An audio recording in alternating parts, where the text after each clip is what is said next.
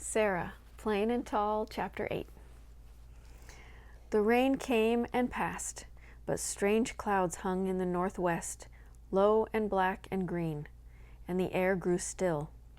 In the morning, Sarah, dressed in a pair of overalls, and went to the barn to have an argument with Papa. She took apples for old Bess and Jack.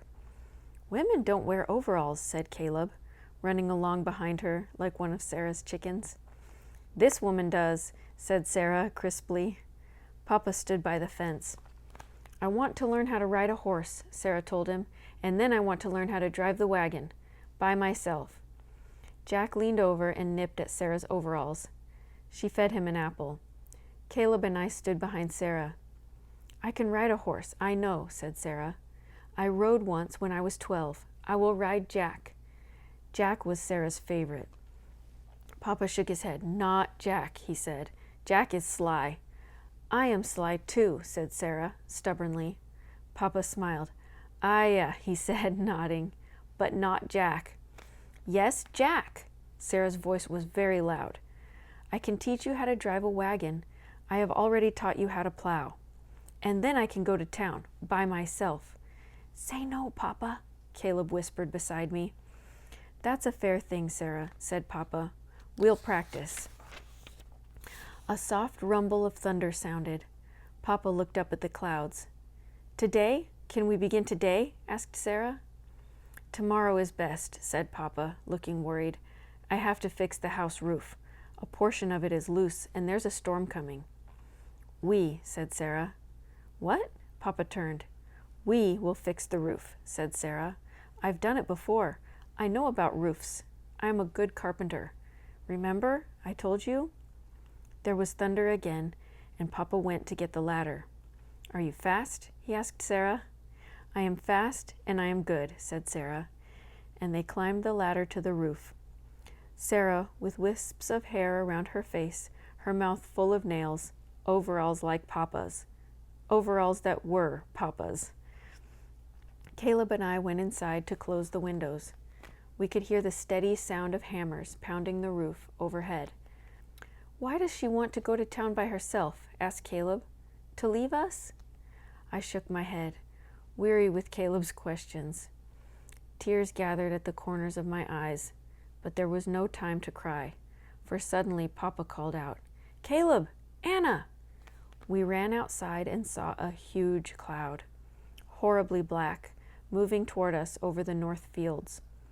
Papa slid down the roof, helping Sarah after him. "A squall!" he yelled to us. He held up his arms, and Sarah jumped off the porch roof. "Get the horses inside," he ordered Caleb. "Get the sheep, Anna, and the cows. The barn is safest." The grasses flattened. There was a hiss of wind, a sudden pungent smell. Our faces looked yellow in the strange light. Caleb and I jumped over the fence and found the animals huddled by the barn. I counted the sheep to make sure they were all there and herded them into a large stall. A few raindrops came, gentle at first, then stronger and louder, so that Caleb and I covered our ears and stared at each other without speaking. Caleb looked frightened, and I tried to smile at him. Sarah carried a sack into the barn, her hair wet and streaming down her neck. Papa came behind, Lottie and Nick with him, their ears flat against their heads. "Wait," cried Sarah, "my chickens!" "No, Sarah," Papa called after her, but Sarah had already run from the barn into a sheet of rain. My father followed her. The sheep nosed open their stall door and milled around the barn, bleating. Nick crept under my arm, and a lamb, Maddie with the black face, stood close to me, trembling. There was a soft paw on my lap, then a gray body. Seal. And then, as the thunder pounded, and the wind rose, and there was the terrible crackling of lightning close by, Sarah and Papa stood in the barn doorway, wet to the skin. Papa carried Sarah's chickens. Sarah came with an armful of summer roses. Sarah's chickens were not afraid, and they settled like small red bundles in the hay. Papa closed the door at last, shutting out some of the sounds of the storm. The barn was eerie and half-lighted, like dusk without a lantern. Papa spread blankets around our shoulders, and Sarah unpacked a bag of cheese and bread and jam. At the very bottom of the bag were Sarah's shells. Caleb got up and went over to the small barn window. "What color is the sea when it storms?" he asked Sarah. "Blue," said Sarah, brushing her wet hair back with her fingers, "and gray, and green." Caleb nodded and smiled. "Look," he said to her. "Look what is missing from your drawing." Sarah went to stand between Caleb and Papa by the window. She looked a long time without speaking. Finally, she touched Papa's shoulder. "We have squalls in Maine, too," she said. "Just like this. It will be all right, Jacob." Papa said nothing, but he put his arm around her and leaned over to rest his chin in her hair. I closed my eyes, suddenly remembering Mama and Papa standing that way, Mama smaller than Sarah, her hair fair against Papa's shoulder.